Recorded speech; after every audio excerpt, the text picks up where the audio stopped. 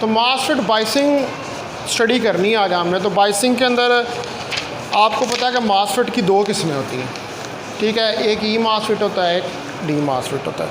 तो फिर दोनों के लिए जो है वो हमें इसको स्टडी करना पड़ेगा, ई मॉसफेट के लिए भी और डी मॉसफेट के लिए। तो तीन तरीके जो हैं, 3 ways टू बायस मॉसफेट। 3 तरीके हैं जिनसे आप मॉसफेट जो है उसको बायस कर सकते हैं, ठीक है जी। Number 1, voltage divider bias. Number 2 के ऊपर ड्रेन फीडबैक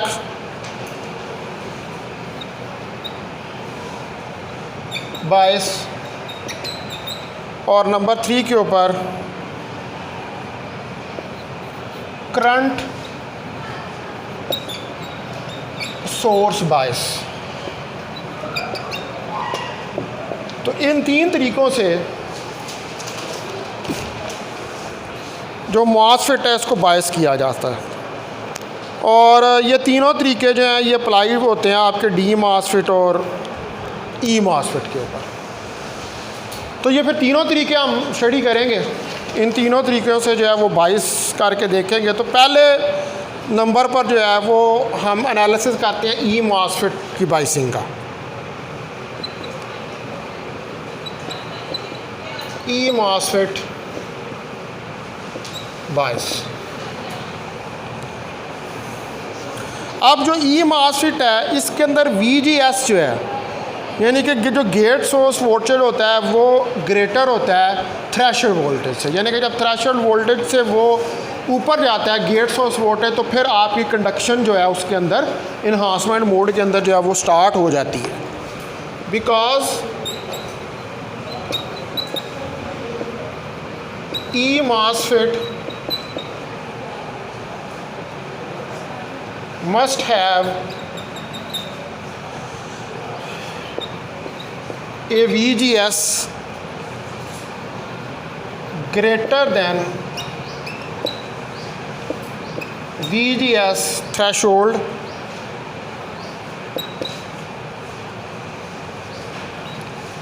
ठीक है, ये ग्रेटर होता है इसके अंदर। तो ज़ीरो बायस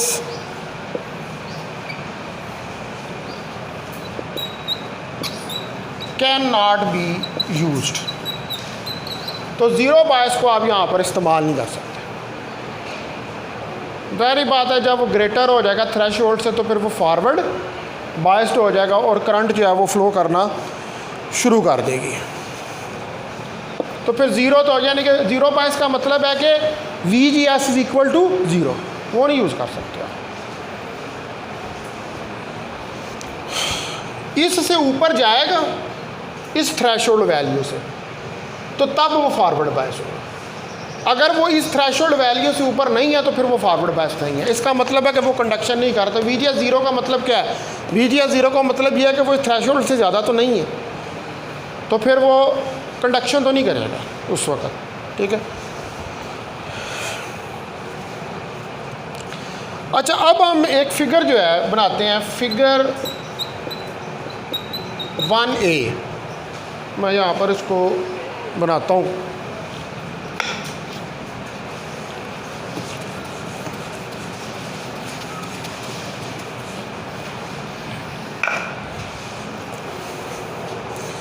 ये फिगर 1A जो है ये बेसिकली फिगर है किसकी? वोल्टेज डिवाइडर बायस की, ठीक है। तो देखें आपके ये आपके पास मॉसफेट का सिंबल है,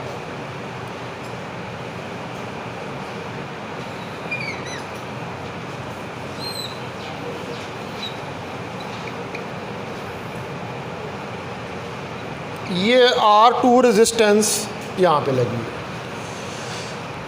चूँकि वोल्टेज डिवाइडर है तो फिर इसके साथ एक और रेजिस्टेंस इस जगह पे लगी हुई है जिसको आप कहेंगे ये R2 के बराबर है।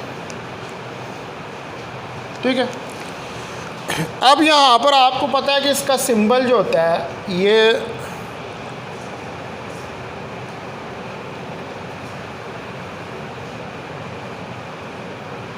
RD ड्रेन है, ठीक है जी। इधर ये गेट है, ये अंदर की तरफ, तो ये N चैनल हो गया।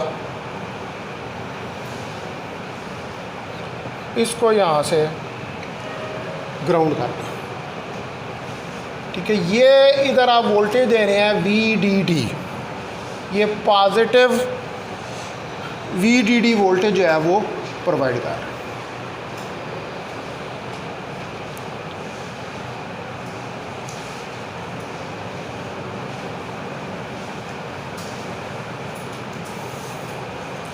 ठीक है, तो ये हमारे पास फिगर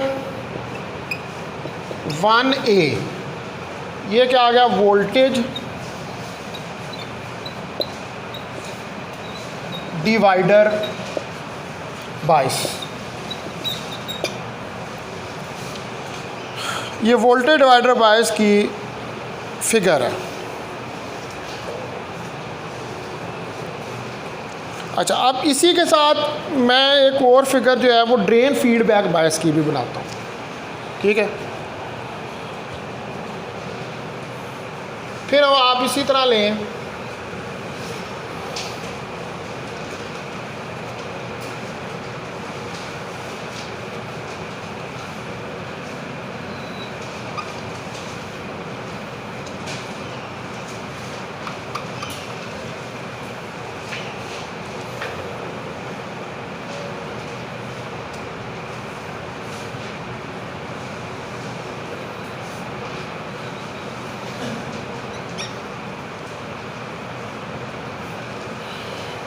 ठीक है, ये प्लस VDD, यहाँ पर ये अंदर की तरफ एरो आएगा, इसको इधर से ग्राउंड कर दें। ये जो रेजिस्टेंस है ये जाके इधर इससे मिल जाएगी, ये RG गेट रेजिस्टेंस है, ये RD ड्रेन रेजिस्टेंस।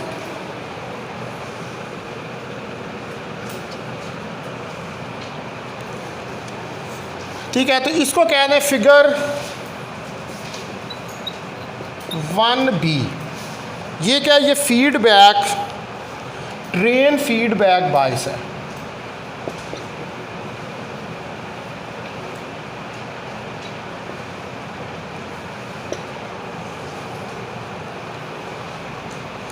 तो ये आपने अब दो फिगर्स जो हैं ये बना ली है, किसकी, फिगर 1, ये अरेंजमेंट्स हैं, ठीक है। एक वोल्टेज डिवाइडर बायस की है और एक ड्रेन फीडबैक बायस की है। तो figure 1A and figure 1B, तो फिगर 1A और फिगर 1B जो है shows 2 veg.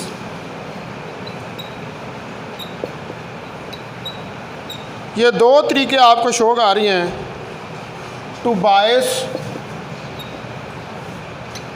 N E MOSFET, E MOSFET को बायस करने के, एक ड्रेन फीडबैक से और दूसरा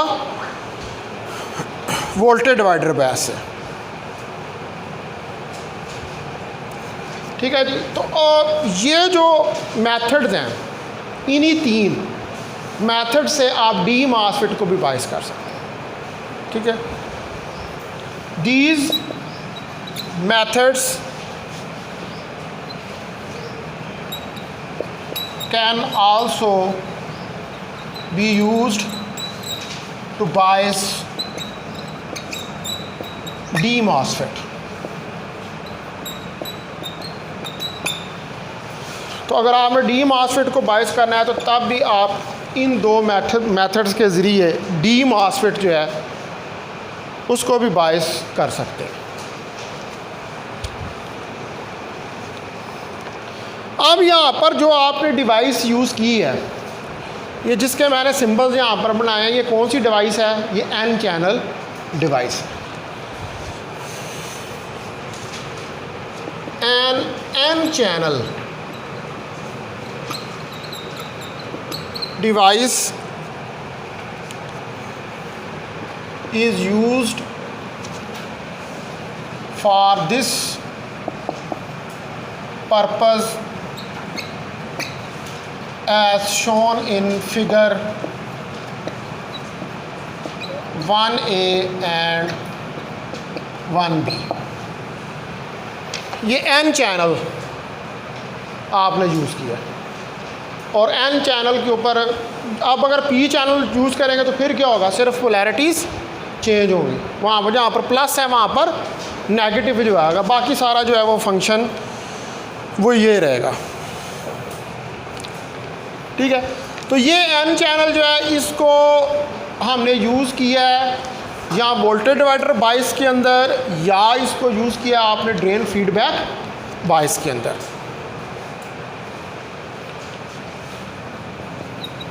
this N channel device is used in voltage divider bias or in drain feedback bias।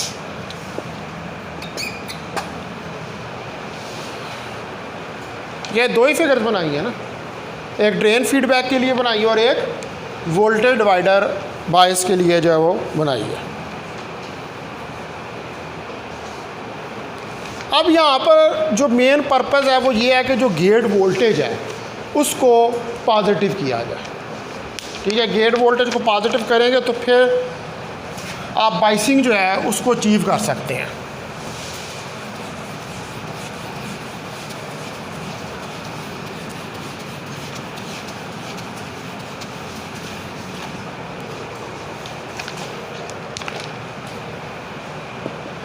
The main purpose is to make gate voltage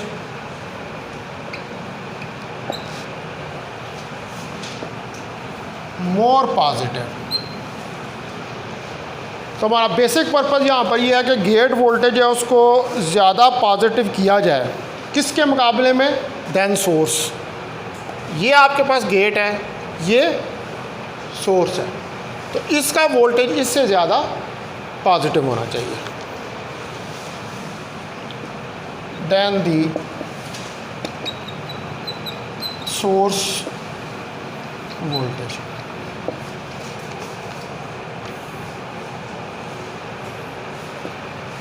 bye an exceeding voltage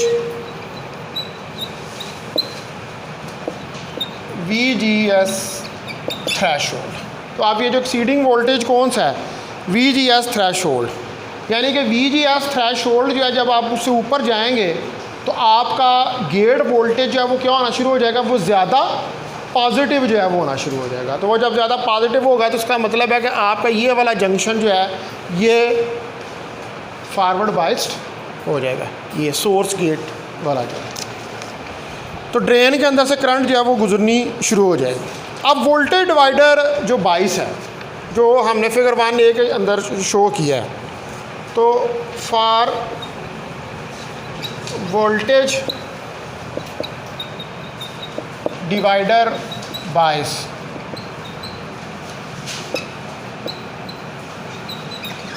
as shown in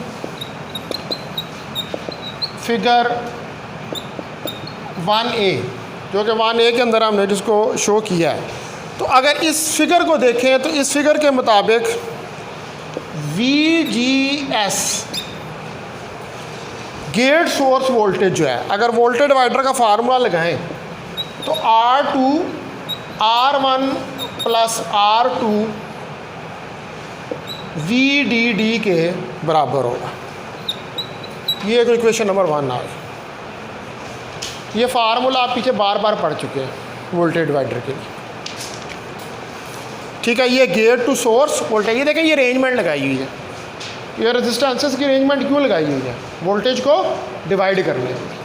voltage divider है ना, यानी कि voltage को आपने circuit के अंदर divide करना है, तो इसलिए ये वाला डिवाइडर सर्किट के अंदर ये दो रेजिस्टेंसेस जो हैं वो अप्लाई की हुई हैं। अब यहाँ पर जो VDS है, ड्रेन सोर्स वोल्टेज, वो VDD drain voltage minus IDRD के बराबर है। ये इक्वेशन नंबर 2 आ गई। अब आपने जो JFET है उसके अंदर जब करैक्टरिस्टिक स्टडी किए थे तो वहाँ पे हमने ये स्टडी किया था कि ID जो है that is equal,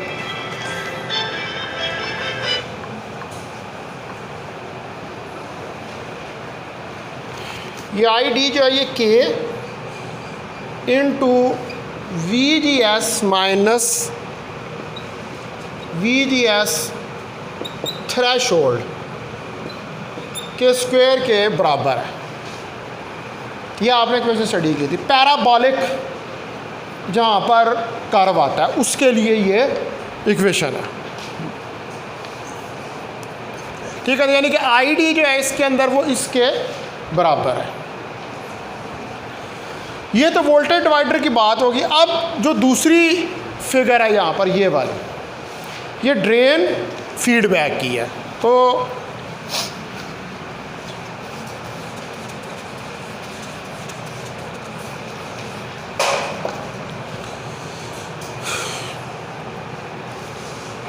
in the drain feedback circuit as shown in figure 2A, 1B, जिसको कि हमने 1B के अंदर शो किया, ये वाली।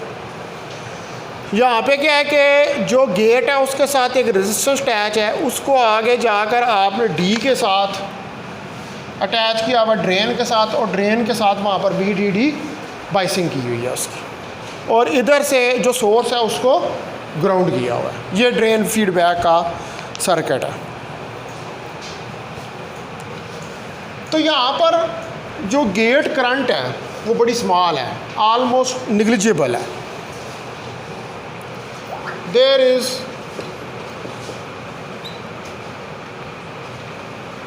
Negligible drain current. तो यहाँ पर जो ड्रेन करंट है वो बहुत स्मॉल है, वो निग्लिजिबल इतनी स्मॉल है कि आप उसको कह सकते हैं कि that is almost equal to 0। तो जब जो गेट करंट है वो इतनी स्मॉल है तो देयरफॉर नो वोल्टेज ड्रॉप, तो फिर कोई वोल्टेज ड्रॉप नहीं होगा अक्रॉस RG।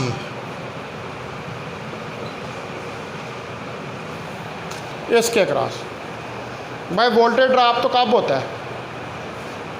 जब करंट गुजरती है। करंट गुजरती है तो पावर के लॉसेस होते हैं, हीट प्रोड्यूस होती है, तो वोल्टेज तो तब ड्रॉप होगा। तो यहाँ पर तो अब करंट ही नहीं गुजर रही, तो फिर वोल्टेज ने क्या ड्रॉप, या अगर गुजर भी रही है तो बहुत स्मॉल है, ऑलमोस्ट 0 के बराबर है। तो इसका मतलब है this makes VGS is equal to VDS। इस इक्वेशन में अगर ID को 0 कर दें तो फिर VDS VDD के बराबर होगा, और VDD जो है वो VGS के बराबर होता है, ठीक है। तो इसके बराबर हो जाएगी।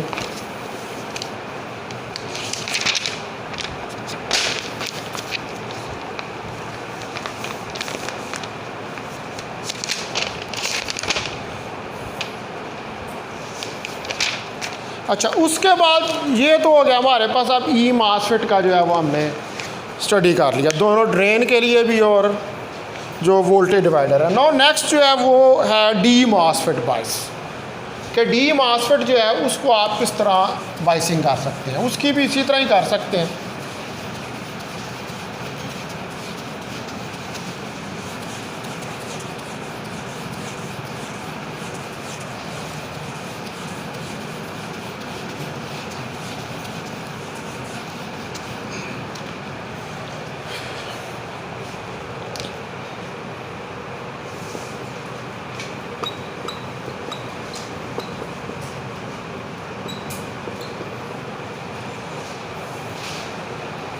तो डी मासफेट जो है इसको भी आप दोनों ही मेथड से यूज़ कर सकते हैं, इसकी बाइसिंग भी, यानी कि इसको भी आप वोल्टेज डिवाइडर या ड्रेन फीडबैक बायस से इसको बायस जो है वो कर सकते हैं। The D MOSFET can be biased with voltage divider or drain feedback bias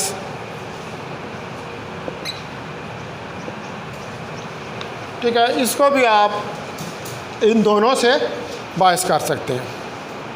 लेकिन यहाँ पर एक और भी सिंपल मेथड है इसके लिए, but there is another simple method, एक और सिंपल मेथड भी है।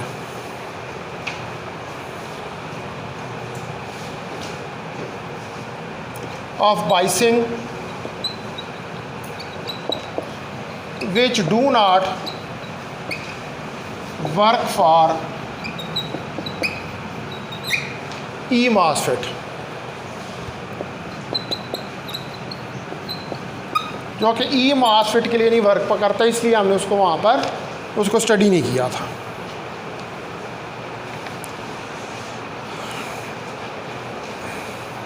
तो यहाँ पर भी आप जो है वो डी MOSFET जो है उसको हम पॉजिटिव या जो नेगेटिव वैल्यूज़ हैं VGS की, अगर आप रिकॉल करें जब आपने डी मासफेट पढ़ा था तो हमने ये कहा था कि इसके लिए हम VGS की पॉजिटिव या नेगेटिव वैल्यूज़ को यूज़ कर सकते हैं, क्योंकि डी मासफेट जो होता है उसका डबल होता है, वो एज ई मासफेट भी यूज़ हो जाता है और डी मासफेट के भी यूज़ हो जाता है। ठीक है,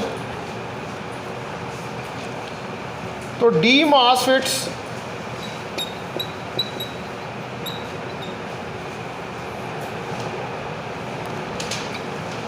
can be operated with either positive or negative values of VGS।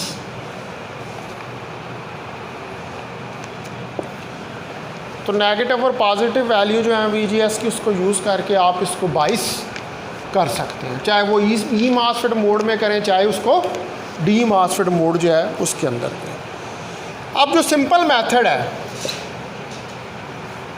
A simple method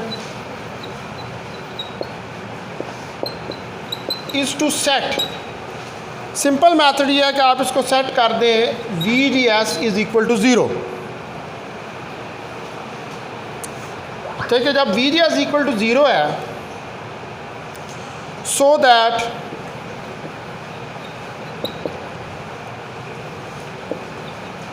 N AC signal, जो आपका AC सिग्नल है एट द गेट वेरीज, जो AC सिग्नल है गेट के ऊपर वो वेरी करेगा the gate to source voltage VGS above and below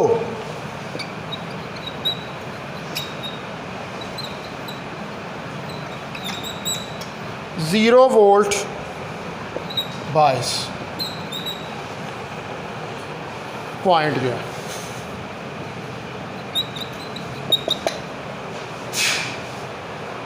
तो एक और सिंपल मेथड है कि VGS को ज़ीरो कर दें। तो जो आपका AC सिग्नल है, अब AC सिग्नल का क्या काम होता है, उसने स्विंग करना है, ठीक है, पॉजिटिव और नेगेटिव साइकिल के अंदर वो स्विंग आता है। तो वो जब स्विंग करेगा तो वो इस 0 वोल्ट बायस के अबव एंड बिलो क्या करेगा, स्विंग करेगा, क्योंकि VGS जो है वो आपने 0 के ऊपर सेट कर दिया। तो उस 0 के ऊपर, उस 0 के नीचे एक पॉजिटिव साइकिल, एक नेगेटिव साइकिल, उसके अंदर वो जो है स्विंग करेगा आपका AC का सिग्नल जो है।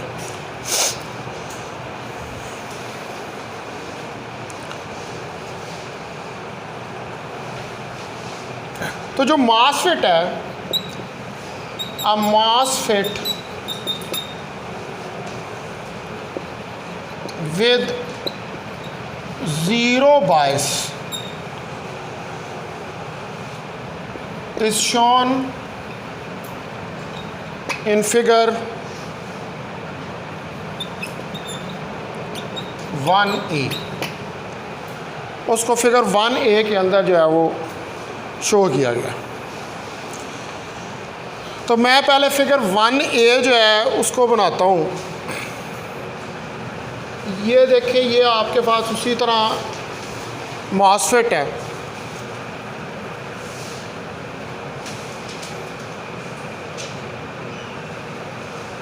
ये कौन सी डिवाइस आप यूज़ कर रहे हैं, N चैनल।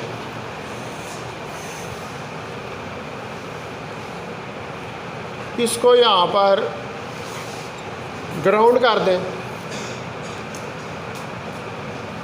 इधर से ये गेट आएगा, गेट को भी इधर ग्राउंड कर दें, ये RG रेजिस्टेंस आ जाएगी। अब इस जगह पर VG 0 वोल्ट के बराबर है, तो ये जो VGS है ये सोर्स है और ये गेट है। तो VGS इज़ इक्वल टू 0। ये VGS जो है ये भी 0 के बराबर होगा। अब यहाँ से जो ड्रेन है,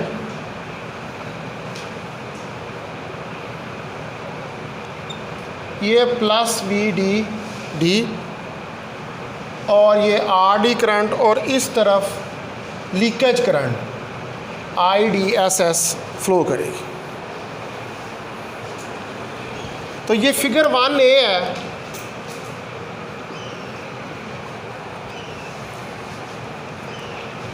A zero biased D MOSFET, ये ज़ीरो बायस्ड D MOSFET है।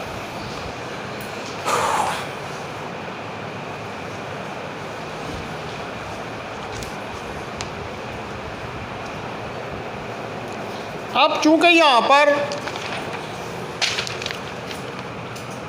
Since VGS is equal to 0, VGS जो है वो 0 के बराबर है, तो फिर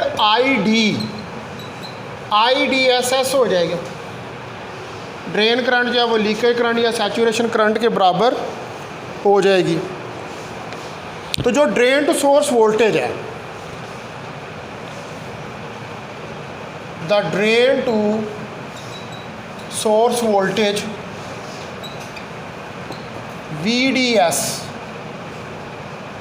can be expressed as VDS that is equal to VDD minus, अब ID होता है यहाँ पर, लेकिन IDDS के बराबर है RD। इसको क्या लें, ये इक्वेशन नंबर 1 है।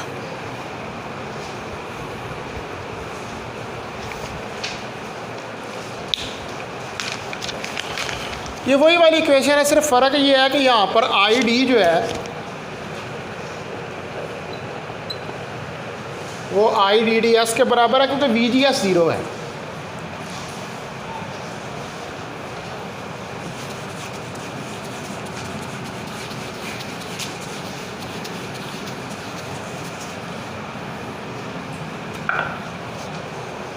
तो जो पर्पज़ है इस आर जी का, इस रेजिस्टेंस का,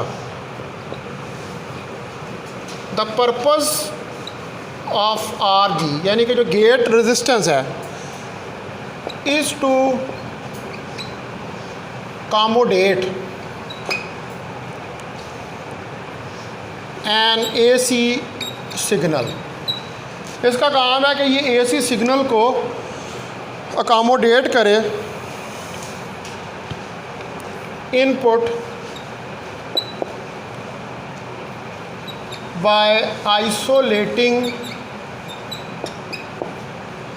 it from ground.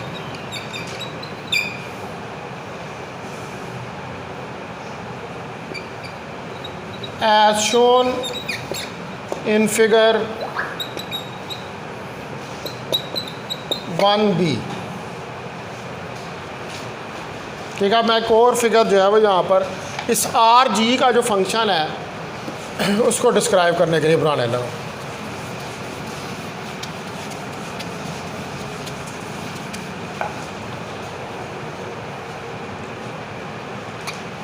ये AC की आप इनपुट दे रहे हैं, ठीक है। इसके आगे एक कैपेसिटर लगा हुआ है, यहाँ पर ये RG है और इस RG को ग्राउंड किया हुआ है, ठीक है। यहाँ पर जो है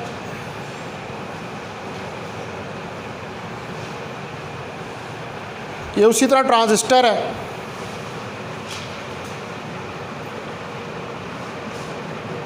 इसको इसके साथ मिला दें,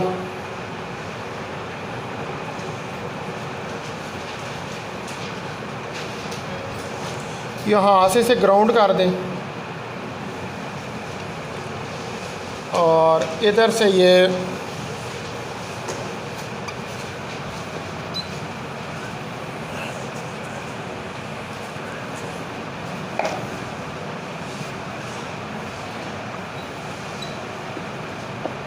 RD, ठीक है, और ये प्लस VDD।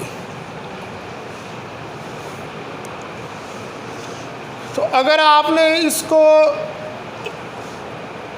RG जो है इसको हमने ग्राउंड कर दिया है ताकि हम जो इनपुट सिग्नल है उसको आइसोलेट कर सकें, किससे? ग्राउंड से, ठीक है। यानी कि वो RG वाला तो ग्राउंड के अंदर सिग्नल चला जाएगा ना, जो करंट जा रही है, बाकी जो AC है वो आगे ट्रांजिस्टर तक जो है वो चली जाएगी, ठीक है। तो इसलिए यहाँ पर इस RG को ग्राउंड कर दिया।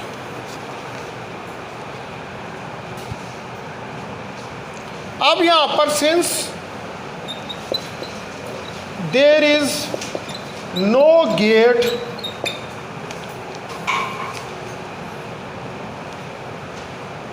DC गेट करंट, क्योंकि यहाँ पर आप कोई DC, क्योंकि इधर गेट के साथ तो आपने AC लगाई हुई है और इस गेट के साथ कोई बैटरी भी नहीं है कनेक्टेड है कि वहाँ से उसको DC करंट मिले, ठीक है। तो इधर कोई DC गेट करंट जो है वो मौजूद नहीं है। RG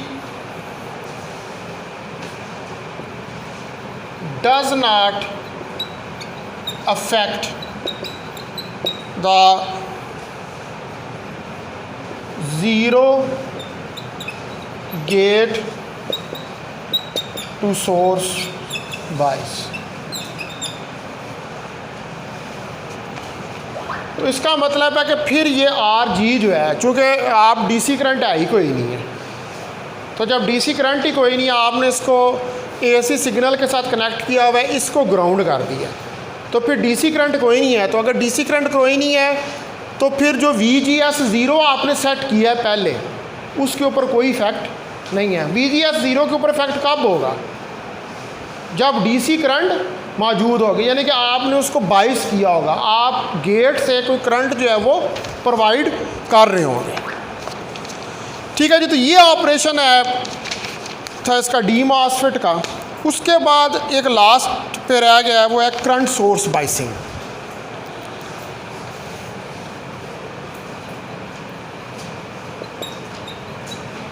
current source biasing.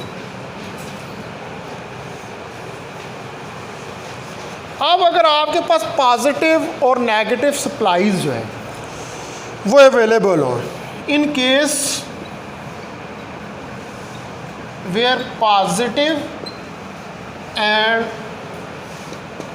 Negative supplies are available, अगर पॉजिटिव और नेगेटिव सप्लाईज जो हैं अवेलेबल हैं, तो एक सिंपल एडिशन जो है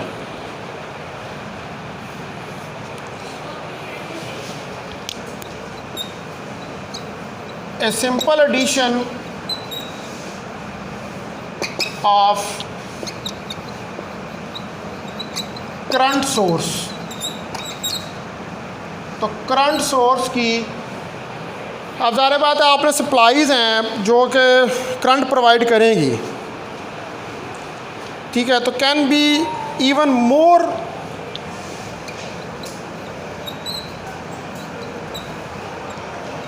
stable biasing.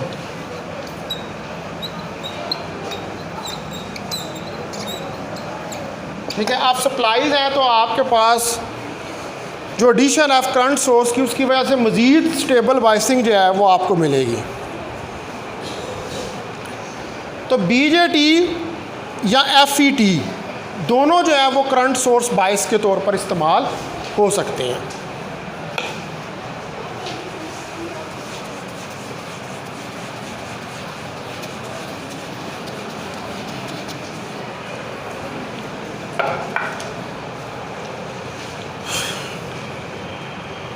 Both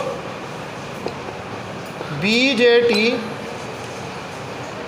and FET can be used for current source.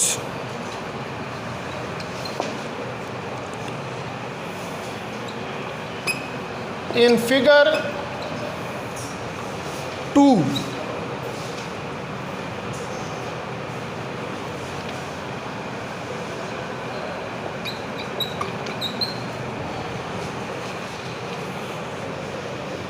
the basic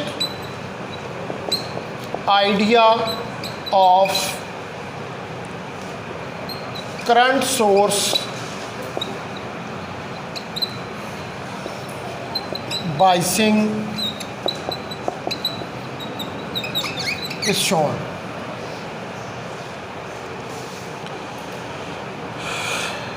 तो ये देखें, ये आपके पास फिर वो ट्रांजिस्टर N चैनल,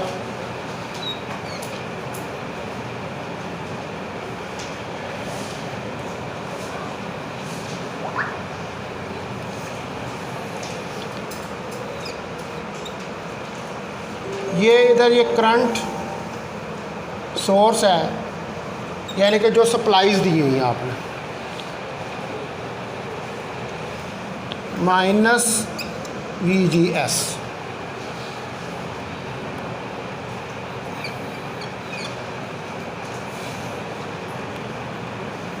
ये VD, D पॉजिटिव, ये RD, यहाँ से ये RG और ये ग्राउंड।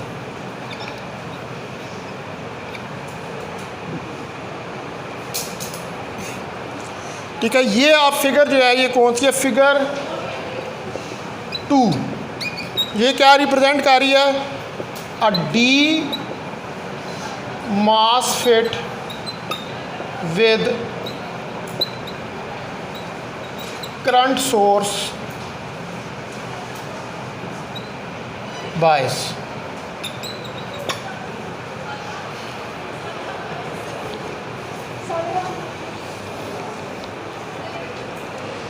या मैं इसकी बहुत ज़्यादा डिटेल में नहीं जाऊँगा क्योंकि पीछे हमने इसको पढ़ा नहीं है, इसको करंट सोर्स को, ठीक है।